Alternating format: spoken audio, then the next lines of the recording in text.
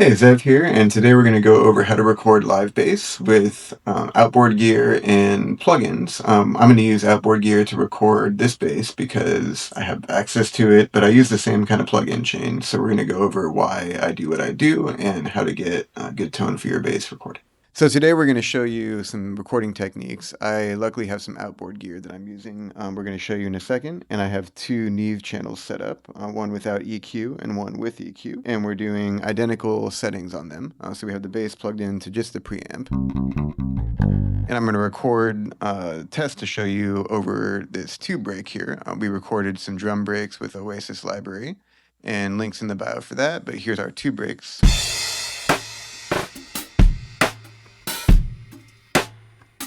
So some really great vibey tube drums, kind of recorded through old Motown equipment, and we're going to try recording just the dry bass here to start.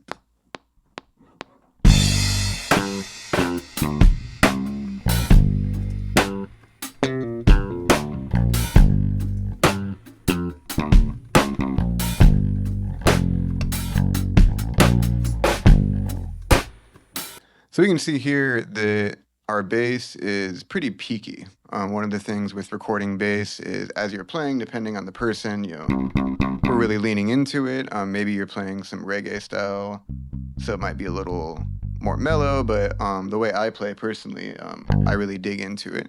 And we can see it's really peaky, and it makes it hard to sound fat because you're trying not to clip. And we have good tone, but we can kind of hear the transients taking most of the energy. So I'm going to move the bass over here into our 1176 and LA2A. And the 1176 tends to capture the transients, so it's going to kind of squash the bass a little bit, so when we really hit it, we're not getting as much popping. So, and we'll show a little bit of the meters. You can see it reducing.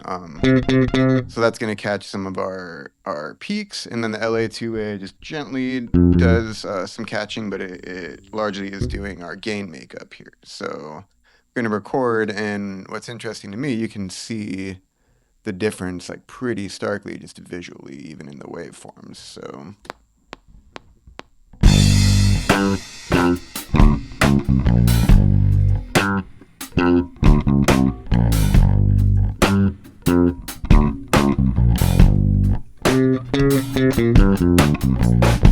all right, so we can see there's a lot more gain, obviously, so there's going to be a volume difference, but I think you can hear just generally how much like more even and fat this sounds. Like we look at the waveform, and the transients are so much more smooth to where the rest of the bass tone can actually come through. So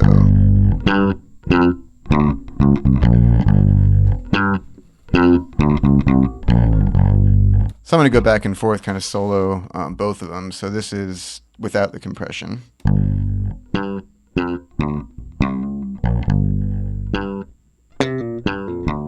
Great starting point. It still sounds really good, but I prefer to get it on the way in. So this is literally no plugins, just straight into the Ableton.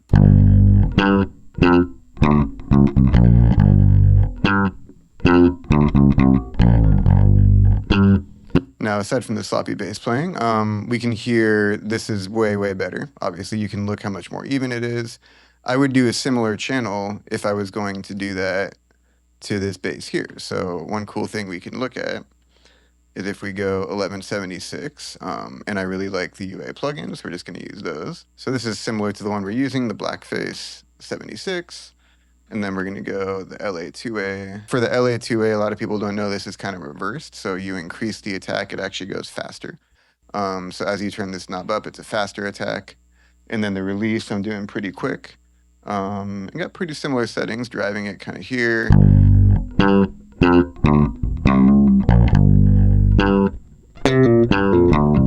So that's the same plugin chain. Let's go to the real one.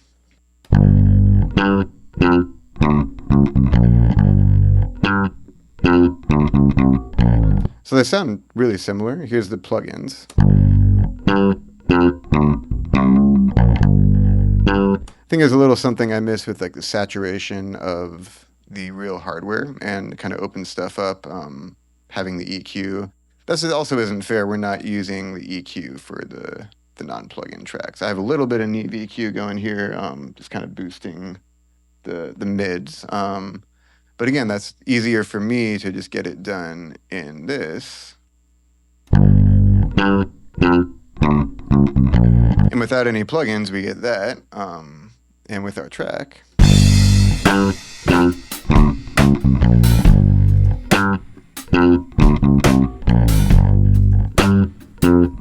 And if we go to the one with plugins,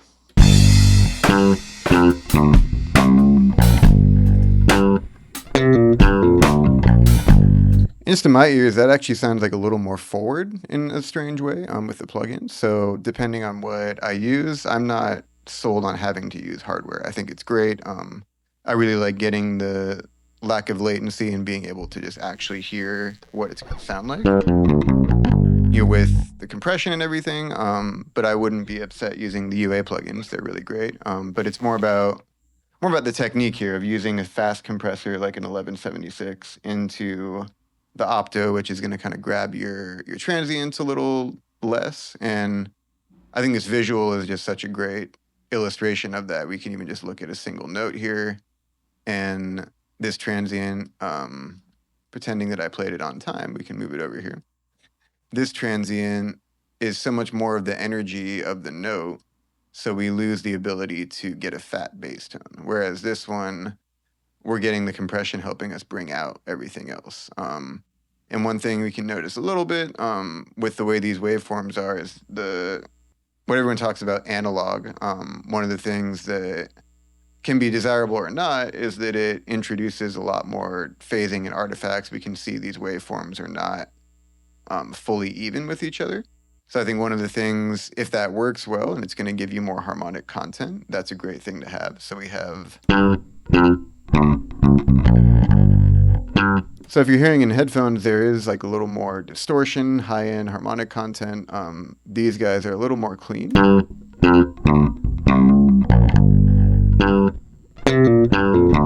And you might want more of that transient to pop through depending on the type of track you're working on.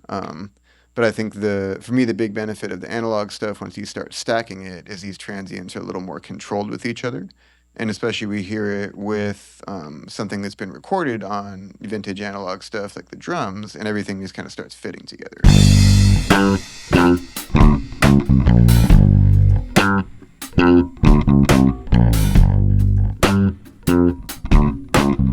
If I bring it in the mix down a little bit.